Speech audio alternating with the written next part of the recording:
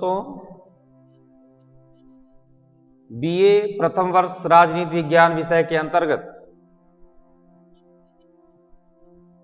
हम लोग अध्ययन कर रहे हैं और बीए प्रथम सेमेस्टर के राजनीति विज्ञान विषय के पाठ्यक्रम के अनुसार क्रमवार अध्ययन हम लोग कर रहे हैं, जिसके अंतर्गत आज के इस क्लास में हम लोग नागरिकों के मौलिक कर्तव्य का अध्ययन करेंगे कि भारत के नागरिकों को जिस प्रकार से मौलिक अधिकार प्रदान किए गए हैं, उसी तरह से भारतीय संविधान में भारत के नागरिकों के लिए मौलिक कर्तव्य का भी उल्लेख किया गया है, व्यवस्था किया गया है।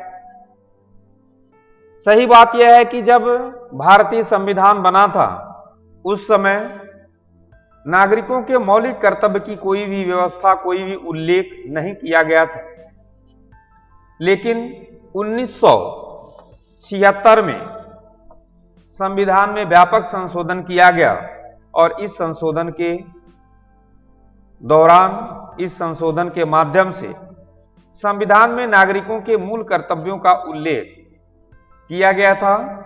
और यह जो संविधान संशोधन था वह था 42वां संविधान संशोधन, और 42वें संविधान संशोधन के माध्यम से हमारे संविधान का जो भाग 4 है, इसी में भाग 4 का और एक नया भाग जोड़ते हुए मौलिक कर्तव्यों का उल्लेख किया गया था। इसके साथ ही साथ अर्थात 42वें संविधान संशोधन 1976 में भारतीय नागरिकों के मौलिक कर्तव्यों की जो संख्या थी वह 10 थी, लेकिन सन 2002 में, ध्यान दीजिएगा, सन 2002 में अभिभावकों के लिए 6 से 14 वर्ष के अपने बच्चों को शिक्षा व प्रभाव शिक्षा का अवसर प्रदान करने का कर्तव्य जोड़ने से अब मूल कर्तव्यों की जो संख्या है वर्तमान में 11 हो गई है। तो इस तरह से भारतीय नागरिकों के जो मौलिक कर्तव्य हैं उनकी संख्या वर्तमान में 11 है, जिसको हम लोग एक एक देखते हैं कि कौन कौन से कर्तव्य के उल्लेख किए गए। सबसे पहले हम देख रहे हैं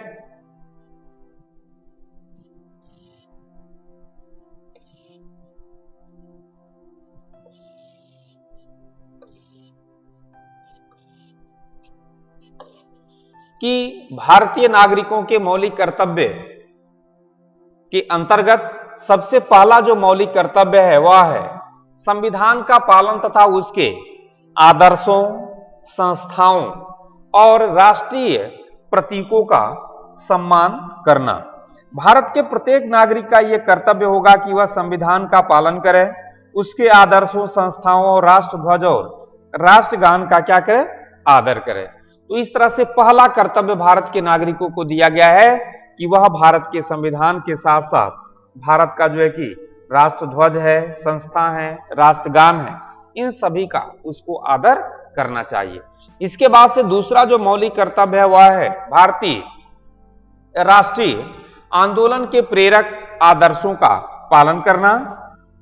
स्वतंत्रता के लिए हमारे राष्ट्रीय आंदोलनों को प्रेरित करने वाले उच्च आदर्शों को हृदय में संजोए रखें और उनका पालन करें, ऐसा उल्लेख किया गया है, क्योंकि राष्ट्रीय आंदोलन के चलते ही भारत के लोगों को स्वतंत्रता प्रदान की गई है। इस वजह से भारत के प्रत्येक नागरिक का यह कर्तव्य है कि राष्ट्रीय आंदोलन के जो भी प्रेरक आदर्श रहे हैं उसका वह पालन करें, उसको अपने जो है कि अंदर हमेशा जीवित रखें। इसके साथ साथ तीसरा जो मौलिक कर्तव्य है वह है भारत की एकता, अखंडता और संप्रभुता की रक्षा करना। प्रत्येक भारतीय नागरिक का यह कर्तव्य है कि वह भारत की संप्रभुता, एकता और अखंडता की रक्षा करे, उसे अछूड़ी बनाए रखे। इसे भारतीय नागरिकों के सर्वोच्च कर्तव्य की संज्ञा दी जा सकती है। इसके साथ साथ जो चौथा मौलिक कर्तव्य है वह है देश की रक्षा करना और राष्ट्र की सेवा करना। भारत के प्रत्येक नागरिकों का यह कर्तव्य है कि वह देश की रक्षा करें और आवश्यकता पड़ने पर राष्ट्र की सेवा भी करते रहें।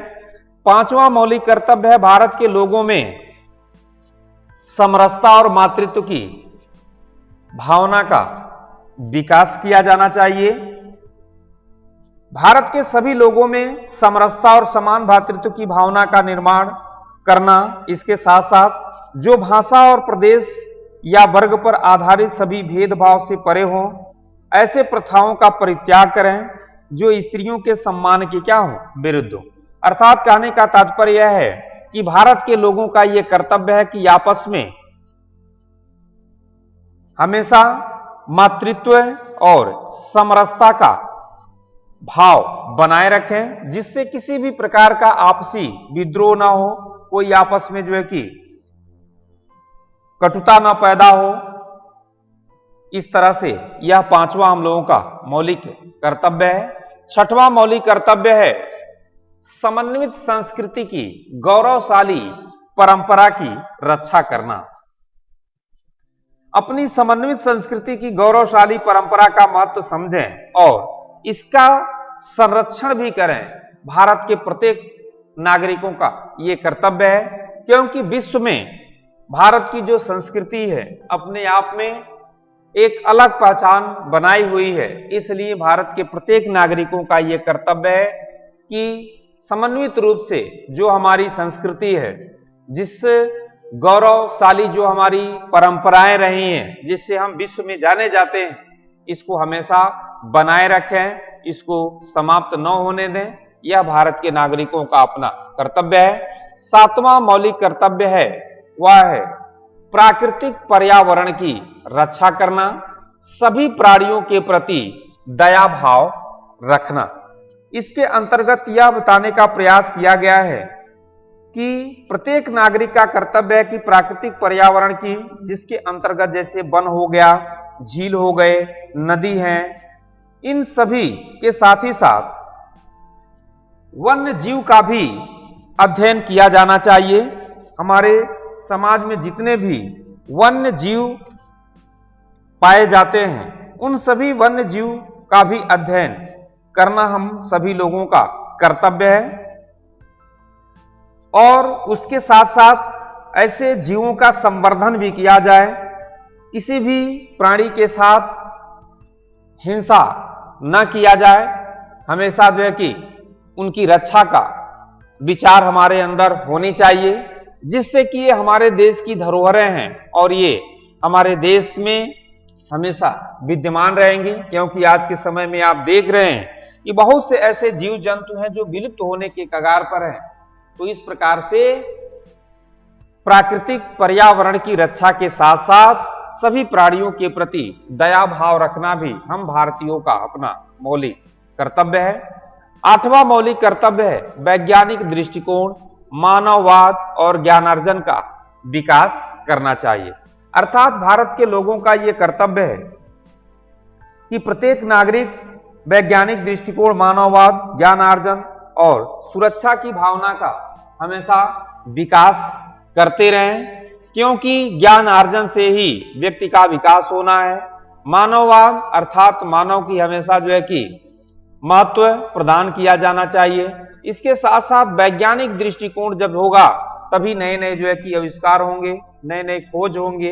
तो इस प्रकार से वैज्ञानिक दृष्टिकोण, मानववाद और ज्ञान अर्जन का विकास हम सभी भारतीयों का मौलिक कर्तव्य है। इसके साथ साथ अगला जो मौलिक कर्तव्य है वह है सार्वजनिक संपत्ति और सुरक्षा व हिंसा से दूर रखना। इस तरह से प्रत्येक नागरिक का यह कर्तव्य है कि व्यक्तिगत व सामूहिक गतिविधियों के सभी प्रकार की समस्याओं को दूर करते हुए सार्वजनिक संपत्ति को सुरक्षित रखें व कहीं पर भी किसी भी तरह से हिंसा को न होने दें। क्योंकि आप जानते हैं कि जो सार्वजनिक संपत्ति है इसका उपभोग भारत के प्रत्येक नागरिक के द्वारा किया जाता है। जैसे मान लीजिए कि आपका रेलवे हो गया, तो रेलवे को अगर किसी व्यक्ति के द्वारा क्षति पहुंचाई जा रही है तो वह एक सार्वजनिक संपत्ति की क्षति होगी। और इस तरह से भारत के प्रत्येक नागरिक का कर्तव्य है कि वो किसी भी प्रकार की सार्वजनिक जो संपत्ति है उसको क्षति ना पहुंचाए। इसके साथ साथ सुरक्षा व हिंसा से दूर रहना। सुरक्षा व हिंसा से दूर रहने का तात्पर्य यह है कि किसी भी प्रकार की हिंसा को नहीं करना चाहिए, क्योंकि हिंसा से एक सामाजिक अव्यवस्था उत्पन्न होती है। तो सार्वजनिक संपत्ति और सुरक्षा के साथ साथ हिंसा से भी उस व्यक्ति को क्या रहना चाहिए, दूर रहना चाहिए। सार्वजनिक संपत्ति की सुरक्षा की जानी चाहिए। इसके बाद से 10वां जो मौलिक कर्तव्य है वह है व्यक्तिगत तथा सामूहिक उत्कर्ष का प्रयास।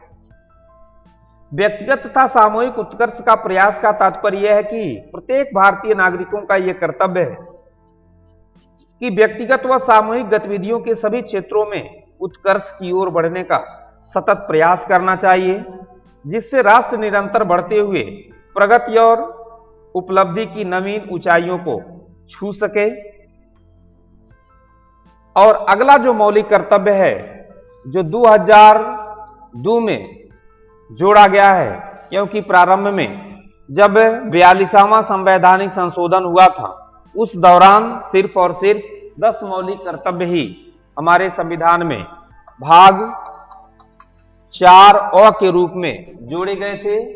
लेकिन फिर से 2002 में जाकर के एक नया मौलिक कर्तव्य प्रारंभिक शिक्षा को सर्वव्यापी बनाने का प्रयास जोड़ा गया था, और वह है 86वें संवैधानिक संशोधन के दौरान मैंने अभी आपको बताया है कि 2002 में इस प्रकार की व्यवस्था की गई और अनुच्छेद नंबर 51A को बढ़ाया गया था भाग 4A के रूप में, और इसमें कहा गया था कि भारत के प्रत्येक अभिभावक के लिए आवश्यक है, उनका कर्तव्य है कि वह अपने पाल्य को, अपने बच्चों को 6 से लेकर के 14 वर्ष के जो भी बच्चे हैं शिक्षा का अवसर प्रदान करेंगे, उनसे शिक्षा से उनको वंचित नहीं करेंगे। और इस प्रकार से यह 11वां मौलिक कर्तव्य 2002 में अर्थात 86वें संवैधानिक संशोधन के माध्यम से जोड़ा गया था।